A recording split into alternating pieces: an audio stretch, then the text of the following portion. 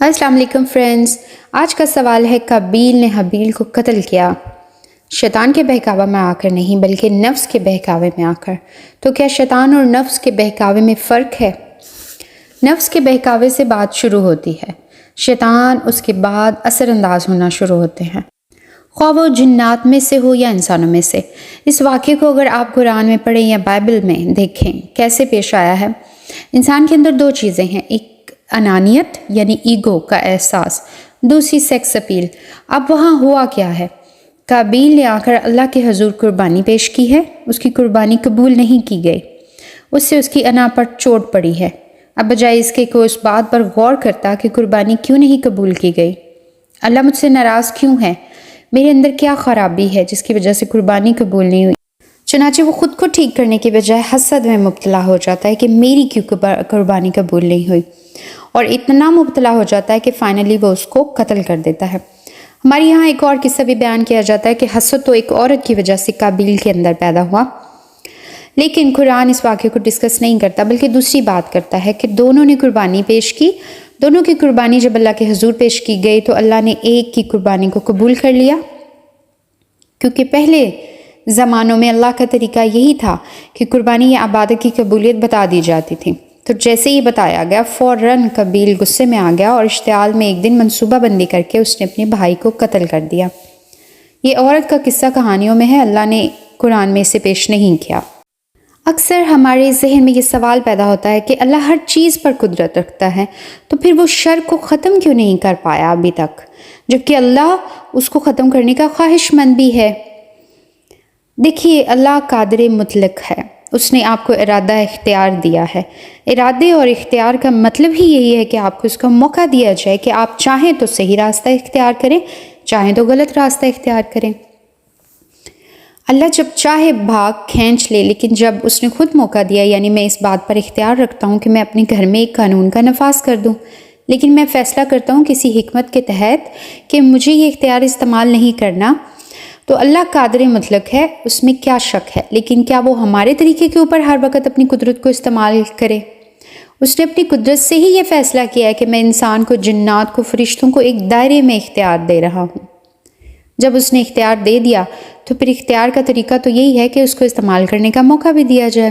جب آپ اسے استعمال کریں گے تو شر پیدا ہوگا۔ یہاں ایک اور سوال ہمارے ذہن میں آتا ہے کہ کیا شر کا خالق اللہ نہیں ہے؟ تو جواب بالکل سادہ ہے، بالکل نہیں ہے۔ شر تو انسان کے اختیار کے غلط استعمال سے پیدا ہوتا ہے۔ اللہ نے انسان کے اندر شر کی ترغیب نہیں رکھی، یعنی ایسا نہیں ہے کہ دن رات آپ کہتے ہیں میں کچھ غلط کام کروں، کچھ غلط کام کروں، ایسا نہیں ہے۔ یعنی وہ شر کرنے کی خواہش اپنے اندر انسان نہیں رکھتا۔ ہاں، صلاحیت اللہ نے ضرور رکھی ہے، ایبلٹی ہے، آپ اگر کوئی غلط کام کرنا چاہتے ہیں تو آپ کے اندر ایبلٹی ہے، آپ وہ کر سکتے ہیں۔ صلاحیت اصل میں اللہ نے بہت بڑی خیر عطا کی ہے انسان کو، کہ وہ کیا ہے؟ وہ ہے اختیار، یعنی ایک بے اختیار مخلوق کے مقابلے میں ایک با اختیار مخلوق بنا دیا گیا۔ لفظ اختیار کے اندر اتر کر اس پر غور کریں، یہ جب دیا جائے گا اس کا استعمال ہوگا، اور استعمال برا بھی ہوگا، اچھا بھی ہوگا، ورنہ اختیار ہوا کیا کہ اللہ ہی ہر موقع پر مداخلت کر لے۔ جیسے ہی آپ کسی غلط کام کا ارتکاب کرتے ہیں آپ کو پکڑ لے، تو پھر اختیار کیا ہوا؟ اختیار دینے کے معنی کیا ہوئے؟ اختیار دینے کا مطلب ہی یہی ہے کہ آپ کو ایک وقت تک مہلت دینی چاہیے کہ آپ اس اختیار کا استعمال کریں، لہٰذا اللہ نے آپ کو سراپا خیر بنایا ہے، آپ کو اختیار عطا کیا اور بڑی نعمت دی۔ ہم جب اس کا غلط استعمال کرتے ہیں تو اس سے شر پیدا ہوتا ہے۔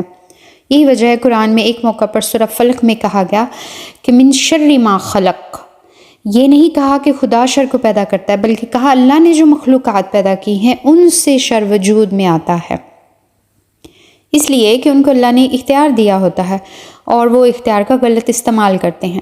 اب یا تو آپ سے اختیار چھین لیا جائے، ایسی صورت ہو سکتی ہے، یا اختیار دیں گے تو آپ کو شر کے وجود کو ایک محدود مدت تک گوارا کرنا پڑے گا۔ پھر تو یہ ہم ہیں کہ جب ہم اچھائی کے راستے پر نہیں چلتے، برائی کے راستے پر کا انتخاب کرتے ہیں تو پھر شر پیدا ہونا شروع ہو جاتا ہے ہمارے ہی وجود سے۔